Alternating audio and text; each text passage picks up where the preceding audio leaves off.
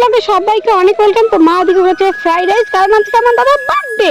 তো বার্থডে দিনে দাদা কোনো বাড়ি থাকে না, তো হচ্ছে পুজো দিতে যায়, তারপর বন্ধু বান্ধবের সঙ্গে বার্থডে করে।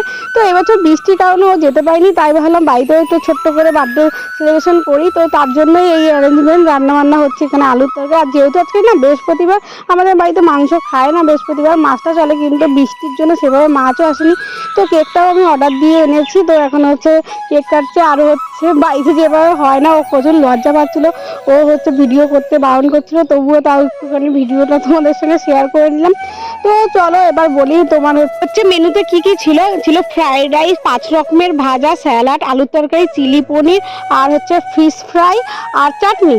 তো যেটুকু পেয়েছি সেটুকু অ্যারেঞ্জ করেছি, যেহেতু বাইরে প্রচন্ড বৃষ্টি হচ্ছিল, সেভাবে করতে পারিনি। তাহলে আমরাও খেয়ে নিই। আরো মিনি ব্লগ দেখার জন্য চ্যানেলটা ঝটপট সাবস্ক্রাইব করে দাও। আজকের মতো টাটা।